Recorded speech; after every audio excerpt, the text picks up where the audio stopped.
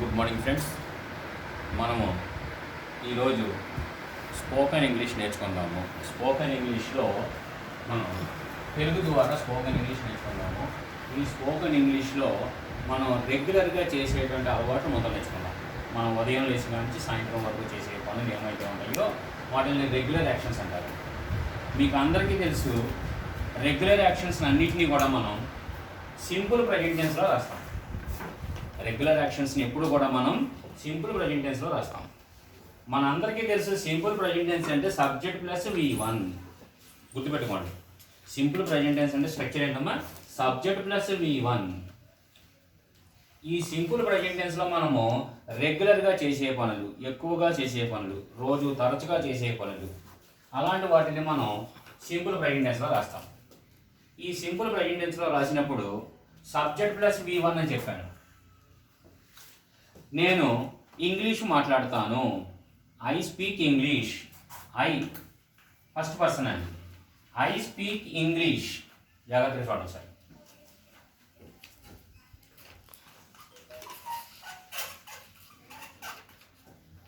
I speak English.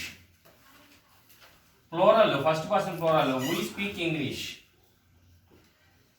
Second person you speak English. Third person plural, they speak English. I speak English, we speak English, you speak English, they speak English. I speak English, నేను English మాట్లాడతాను. We speak English, మేము English మాట్లాడతాము. You speak English, you అంటే నీవు English మాట్లాడతావు. They speak English, they అంటే వారు English మాట్లాడతారు. ఇది ఎసర్టివ్ సెంటెన్స్లో పాజిటివ్ అంటారు, అంటే ఎఫర్మేటివ్ సెంటెన్స్ అంటారు వాటిని. అంటే నాట్ నోన్ ఎవరు రాదు కాబట్టి. మరి సబ్జెక్ట్ ప్లస్ V1 అన్నారు కాబట్టి స్పీక్ రాశాము. మరి సబ్జెక్ట్ కనుక హీ షీ ఇట్ అయినట్లయితే అది కూడా సింపుల్ ప్రెజెంట్ టెన్సే. సరే,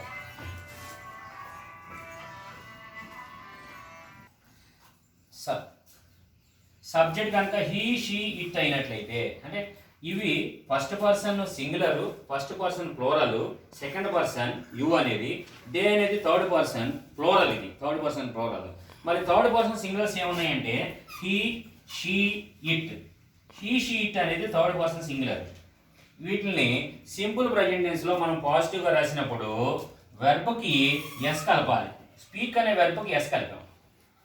అలాగా ప్రతి వెర్బ్కి వాక్ అంటే వాక్స్, సింగ్ అంటే సింగ్స్, రైట్ అంటే రైట్స్. మరి ఇతను ఇంగ్లీష్ మాట్లాడతాడు. అతను he speaks English, she speaks English. చూడండి, హీ స్పీక్స్ ఇంగ్లీష్, అతను ఇంగ్లీష్ మాట్లాడతాడు. షీ స్పీక్స్ ఇంగ్లీష్, ఆమె ఇంగ్లీష్ మాట్లాడుతుంది. ఇది పాజిటివ్గా ఉన్నాయి, అంటే ఎఫర్మేటివ్ సెంటెన్స్ అంటారు వాటిని. మరి ఇదే సెంటెన్స్ని మనం నెగిటివ్గా చెప్పుకుందాం. నెగిటివ్గా చెప్పుకుందాం అంటే ఐ స్పీక్ ఇంగ్లీష్ అంటే నేను ఇంగ్లీష్ మాట్లాడతాను. నేను ఇంగ్లీష్ మాట్లాడను అంటే ఐ డోంట్ స్పీక్ ఇంగ్లీష్ అంటే డో నాట్ స్పీక్ ఇంగ్లీష్ అని అర్థం. డొనాట్, ఐ డొనాట్ అంటే ఈ డొనాట్ని మనం షార్ట్ ఫామ్లో రాస్తే డోంట్ వస్తుందండి. I don't speak English, we don't speak English, you don't speak English, they don't speak English. జాగ్రత్త చూడండి సార్. ఐ స్పీక్ ఇంగ్లీష్ అంటే నేను ఇంగ్లీష్ మాట్లాడతాను. ఐ డోంట్ స్పీక్ ఇంగ్లీష్ అంటే నేను ఇంగ్లీష్ మాట్లాడను. వీ డోంట్ స్పీక్ ఇంగ్లీష్ అంటే మేము ఇంగ్లీష్ మాట్లాడము. యూ డోంట్ స్పీక్ ఇంగ్లీష్, నీవు ఇంగ్లీష్ మాట్లాడవు. దే డోంట్ స్పీక్ ఇంగ్లీష్, వాళ్ళు ఇంగ్లీష్ మాట్లాడరు. మరి ఇక్కడ సబ్జెక్ట్ కనుక హీ షీ ఇట్ వస్తే జాగ్రత్తగా వినండి. సింపుల్ ప్రెజెంట్ టెన్స్లో డస్ నాట్ రావాలి. డస్ నాట్ని మన షార్ట్ ఫామ్లో రాస్తే డజంట్. డస్ నాట్ని షార్ట్ ఫామ్లో రాస్తే doesn't. He doesn't speak English, he doesn't speak English, అతను ఇంగ్లీష్ మాట్లాడదు. షీ డజంట్ స్పీక్ ఇంగ్లీష్, ఆమె ఇంగ్లీష్ మాట్లాడదు. సామాన్యంగా ఇట్లు అనము. ఇట్ అంటే ఏదన్నా అది యానిమల్స్ కూడా కావచ్చు, బర్డ్స్ అవ్వచ్చు. సరే, హీ షీ అర్థం. హీ డజంట్ స్పీక్ ఇంగ్లీష్, అతను ఇంగ్లీష్ మాట్లాడదు. షీ డజంట్ స్పీక్ ఇంగ్లీష్, ఆమె ఇంగ్లీష్ మాట్లాడదు. పాజిటివ్ నేర్చుకున్నాము, నెగిటివ్ కూడా నేర్చుకున్నాము. మరి అదేవిధంగా మనం ఇక్కడ వెర్బుల లిస్టు మనం రోజు వాడుకునేటువంటి, మనం చదువుకుంటాము, రాసుకుంటాము, పరిగెడతా ఉంటాము, ఆడుకుంటా ఉంటాము, ఇలాంటి వాటిని ఆ వెర్బులు మనం రోజు వాడే వెర్బులు. ఇక్కడ ప్లే ఆడుకుంటాము, ఇది V1, V2, V3. Present tense, past tense, past participle. Play, played, played. అయితే మనం సింపుల్ ప్రెజెంట్ టెన్స్లో V1 నేర్చుకుంటున్నాం కాబట్టి ఈ V1 వెర్బులు జాగ్రత్త గుర్తుపెట్టుకుని ఒక్కొక్కటి ఉపయోగించి మనం ఇక్కడ నేర్చుకుందాం. Play, right, Singh, walk, pass, win, eat, drive, drink, speak, clean. ఇంకా మనం రెగ్యులర్గా చేసేవి ఏమన్నా ఉంటే ఆ వెర్బులన్నీ మనం లిస్ట్ అవుట్ చేసుకోవాలి. మనం వాటితో కనుక మనం ఇలా ప్రాక్టీస్ చేసినట్లయితే మనకి తొందరగా ఇంగ్లీష్ నేర్చుకునే అవకాశం ఉంటుంది. మనం ఇప్పుడు మీరు ఒక్కొక్కళ్ళు చెప్తురు కానీ నేను చెప్తాను. మీరు ఇంటి దగ్గర ఉన్నప్పుడు ఏం చేయాలంటే ప్రతిరోజు కూడా ఒక వెర్బుని తీసుకొని, సపోజ్ నేను ఇంగ్లీష్ మాట్లాడతాను, ఐ స్పీక్ ఇంగ్లీష్. నేను ఇంగ్లీష్ మాట్లాడను, ఐ డోంట్ స్పీక్ ఇంగ్లీష్. మేము ఇంగ్లీష్ మాట్లాడతాము, వీ స్పీక్ ఇంగ్లీష్. మేము ఇంగ్లీష్ మాట్లాడము, వీ డోంట్ స్పీక్ ఇంగ్లీష్ అని ఎఫర్మేటివ్ సెంటెన్స్ రాస్తాము. మరి సరే, ఎస్ఆర్2లో పాజిటివ్ అయిపోయింది, నెగిటివ్ అయిపోయింది. మీకు అందరికీ తెలుసు క్వశ్చన్స్ ఉంటాయి. క్వశ్చన్స్ అంటే WH క్వశ్చన్సే కాదు, ఎస్ఆర్ నో క్వశ్చన్స్ కూడా ఉంటాయి. క్వశ్చన్స్ ఉంటాయి, దీంట్లో పాజిటివ్ క్వశ్చన్స్ ఉంటాయి. ఐ స్పీక్ ఇంగ్లీష్ అంటే నేను ఇంగ్లీష్ మాట్లాడతాను. వీ స్పీక్ ఇంగ్లీష్ అంటే మనం ఇంగ్లీష్ మాట్లాడతాము. యూ స్పీక్ ఇంగ్లీష్ అంటే నీవు ఇంగ్లీష్ మాట్లాడతావు. మరి ఎదుటి వాళ్ళ క్వశ్చన్ చేస్తున్నావు, నువ్వు ఇంగ్లీష్ మాట్లాడతావా? డూ యూ స్పీక్ ఇంగ్లీష్ అంటాం. ఏమంటాము మనం? డూ యూ స్పీక్ ఇంగ్లీష్ అంటాము. అంటే ఈ సబ్జెక్ట్కి ముందర డూ పెడతాం అంతే. ఈ డూ అనేది సబ్జెక్ట్ ముందర పెడతాము. అంటే do I speak English, do I speak English, నేను ఇంగ్లీష్ మాట్లాడతానా? డూ వీ స్పీక్ ఇంగ్లీష్, మేము ఇంగ్లీష్ మాట్లాడతామా? డూ యూ స్పీక్ ఇంగ్లీష్, నీవు ఇంగ్లీష్ మాట్లాడతావా? డూ దే స్పీక్ ఇంగ్లీష్, వాళ్ళు ఇంగ్లీష్ మాట్లాడతారా? ఇక్కడ క్యాపిటల్ లెటర్ బిగినింగే, మధ్యలో అక్కల. డూ దే స్పీక్ ఇంగ్లీష్, వాళ్ళు ఇంగ్లీష్ మాట్లాడతారా?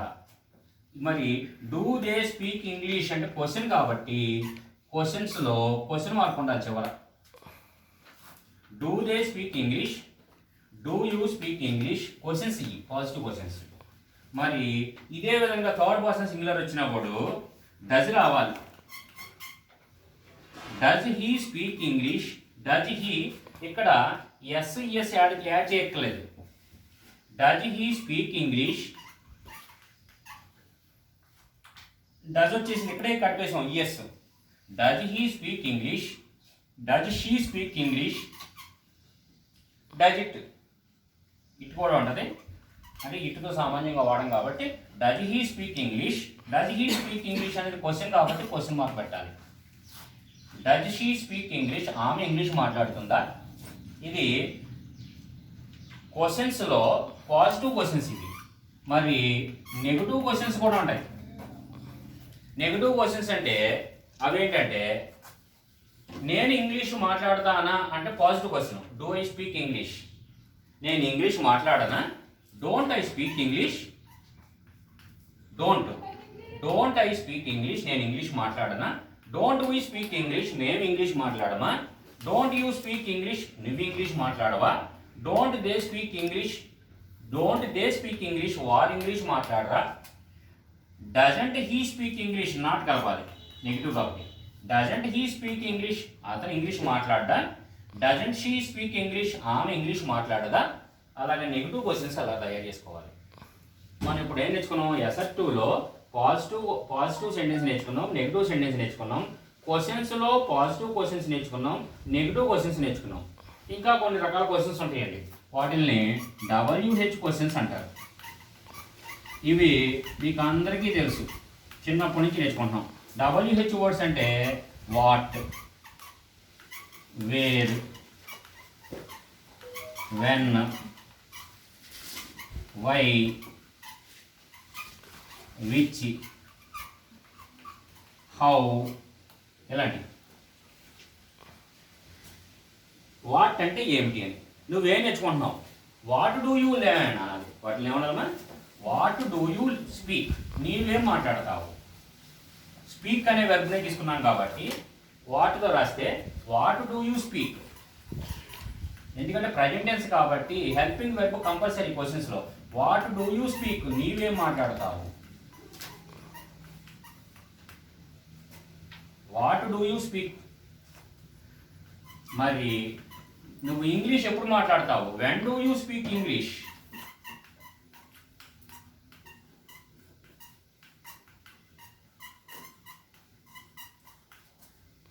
ఎక్కడ మాట్లాడతావు English. Where do you speak English.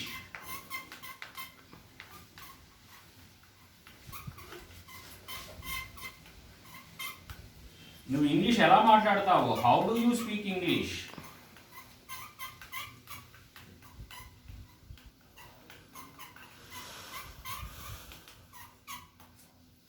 నువ్వు ఏ లాంగ్వేజ్ మాట్లాడతావు. Which language do you speak.